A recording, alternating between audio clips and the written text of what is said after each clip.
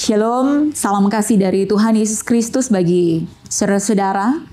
Mari kita di dalam pembacaan dan penghayatan firman Tuhan dalam 2 Samuel pasal 15 ayat 1 hingga ayatnya yang ke-12. Mari mendengar dengan baik. Absalom mengadakan persepakatan gelap. Sesudah itu Absalom menyediakan baginya sebuah kereta serta kuda dan 50 orang yang berlari di depannya. Maka setiap pagi berdirilah Absalom di tepi jalan yang menuju pintu gerbang. Setiap orang yang mempunyai perkara dan yang mau masuk menghadap raja untuk diadili perkaranya, orang itu dipanggil Absalom dan ditanyai, "Dari kota manakah engkau?" Apabila ia menjawab, "Hambamu ini datang dari suku Israel Anu," maka berkatalah Absalom kepadanya, "Lihat, perkaramu itu baik dan benar. Tetapi dari pihak raja, tidak ada seorang pun yang mau mendengarkan engkau."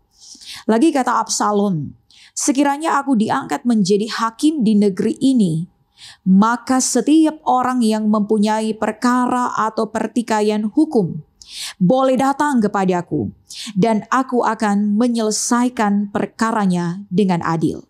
Apabila seseorang datang mendekat untuk sujud menyembah kepadanya, maka diulurkannyalah tangannya, dipegangnya orang itu, dan diciumnya."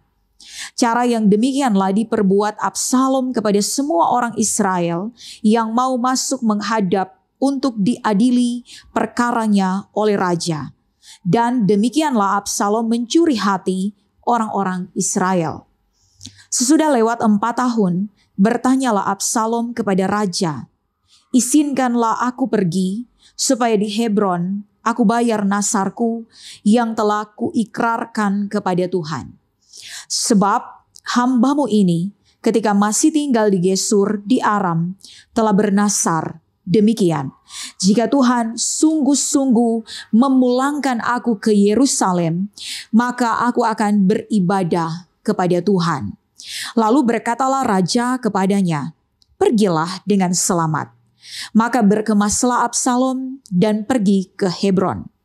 Dalam pada itu, Absalom telah mengirim utusan-utusan rahasia kepada segenap suku Israel dengan pesan, "Segera sesudah kamu mendengar bunyi sangkakala, berserulah, Absalom sudah menjadi raja di Hebron."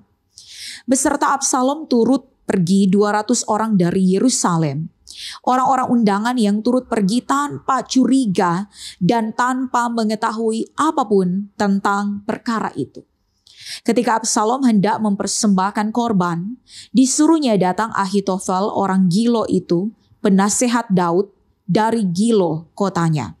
Demikianlah persepakatan gelap itu menjadi kuat dan makin banyaklah rakyat yang memihak Absalom. Demikian pembacaan Alkitab pada saat ini, saudara-saudara yang dikasihi, diberkati Tuhan. Banyak kali saya mendengar dalam perjumpaan di mana saja ataupun di dalam ibadah, ketika ada yang bertanya, "Apa kabar hari ini?" Banyak orang dengan serentak akan menjawab, "Luar biasa, dahsyat." Bahkan kalau ada orang yang sakit saja, kalau ditanya, "Bagaimana kabar hari ini?" jarang ada yang akan mengeluh dengan sakitnya.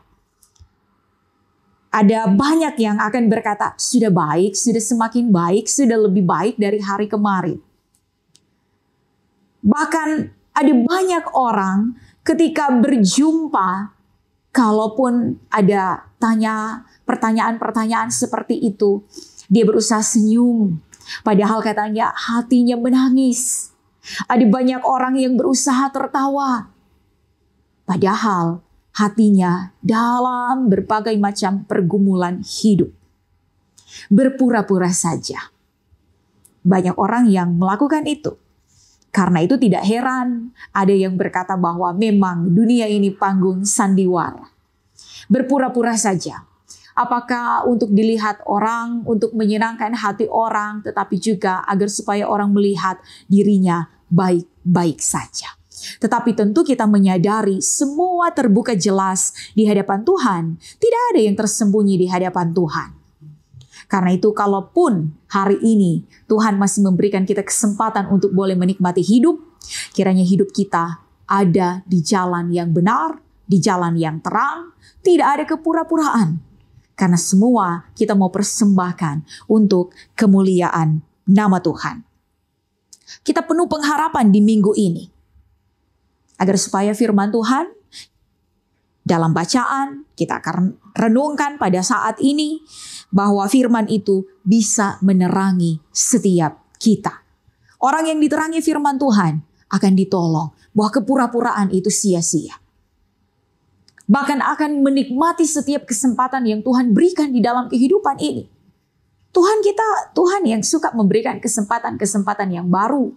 Sekalipun ada banyak orang yang berpikir kalau masih ada kesempatan, maka kesempatan saya bisa mengulangi kesalahan yang sama.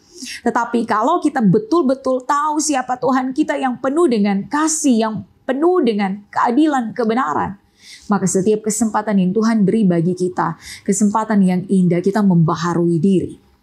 Dalam bacaan pada saat ini, Absalom, anak Daud, sebagai anak seorang raja, dia tidak luput dari kesalahan.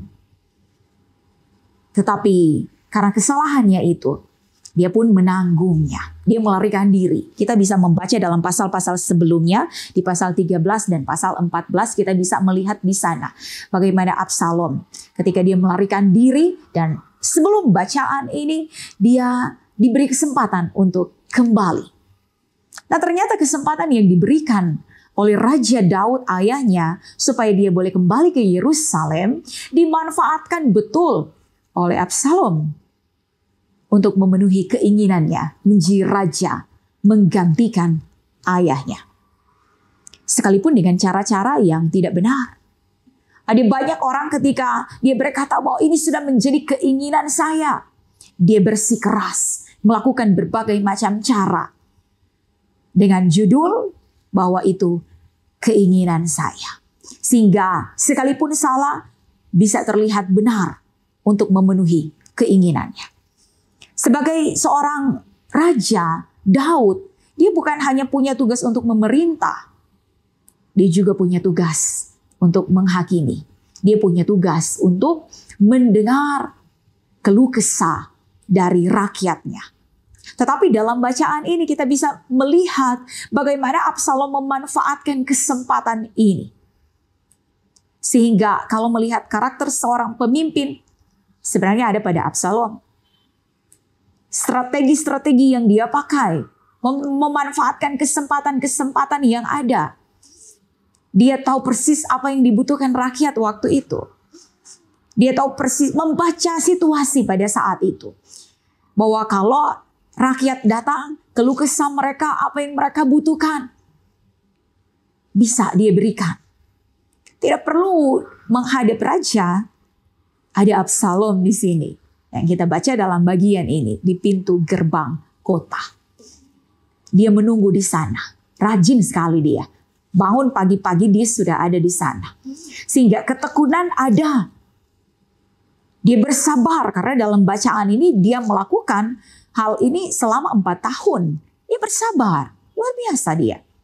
Tetapi apa yang dia tampilkan, kebaikannya, keramahannya, mau mendengar orang lain, berteman, memposisikan diri sebagai orang yang bisa memberikan apa yang dibutuhkan oleh rakyat. Itu yang mengantar dia. Dikatakan dalam bagian ini, mencuri hati.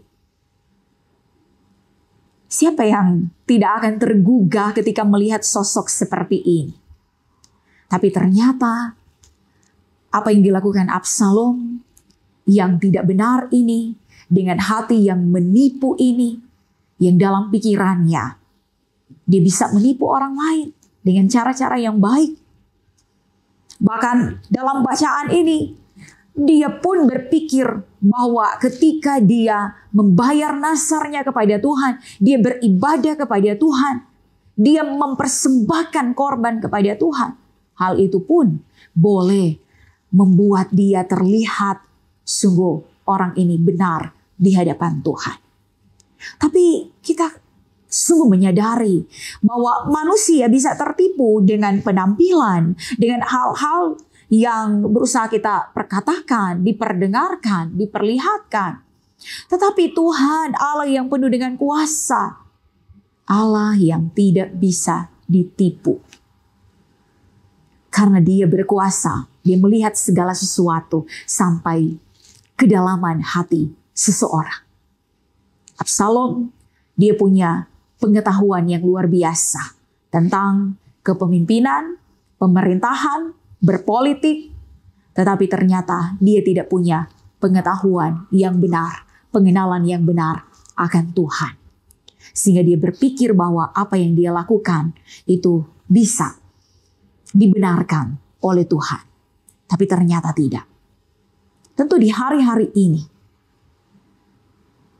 ada banyak yang kita dengar, kita jumpai orang-orang yang dulu seperti cuek-cuek saja. Tetapi di hari-hari ini tiba-tiba ramah, tiba-tiba baik. Di hari-hari ini ada yang dulunya tidak berteman, tetapi sekarang tiba-tiba akrab, suka berkunjung. Apakah seperti dalam bacaan ini? Utusan-utusan rahasia atau orang-orang yang sementara bersepakat dalam hal-hal yang tidak benar? Kita berharap bahwa ketika firman ini disampaikan, kita pun boleh punya pengetahuan yang benar bahwa orang-orang yang hidup di dalam Tuhan, jalan hidupnya juga harus benar. Apa yang kita lakukan, kalau kita bersepakat, kalau kita bersekutu, kalau kita berteman, kita melakukan kebaikan, mari itu dari hati yang tulus, dari hati yang benar, karena kita mau persembahkan itu untuk Tuhan. Bukan hanya untuk membangun citra kita di hadapan orang, seperti yang dilakukan oleh Absalom. Atau bahkan seperti yang sudah banyak kita dengar. Jangan sampai kita berharap, kita berusaha supaya nyala lilin kita tetap menyala dengan kita memadamkan nyala lilin yang lain. Kita boleh tetap bersinar. Kita boleh tetap melakukan yang baik, yang benar. Dengan hati yang tulus. Tanpa kita menipu, berkata-kata yang tidak benar atau dengan cara-cara yang tidak benar. Orang yang benar atau sesuatu yang benar, sesuatu pun yang tidak benar, pasti ada yang akan mendukung. Tetapi Tuhan yang kita sembah, Dia akan menolong kita agar supaya boleh melihat mana yang benar, mana yang berkenan di hadapan Tuhan. Dan kepekaan ini yang kiranya akan menolong kita, bukan hanya peka melihat apa yang sementara terjadi di dunia ini, tetapi kita akan peka untuk mendengar suara Tuhan. Kita akan peka untuk melakukan kebenaran, untuk tetap taat dan setia kepada Tuhan kita. Karena orang-orang yang hidup di dalam kebenaran pasti ada kemenangan. Tetapi orang-orang yang bertekun dalam ketidakbenaran pasti ada kehancuran, ada kebinasaan. Sehingga saudara-saudara yang dikasihi dan diberkati Tuhan, hari ini kesempatan yang baru Tuhan berikan bagi kita semua. Bukan hanya untuk merenungkan firman ini, tetapi untuk melakukannya. Milikilah hubungan yang baik dengan Tuhan. Dan itu yang akan menentukan bagaimana hubungan kita dengan orang lain, bahkan masa depan yang indah dari Tuhan menjadi bagian saudara-saudara. Amin.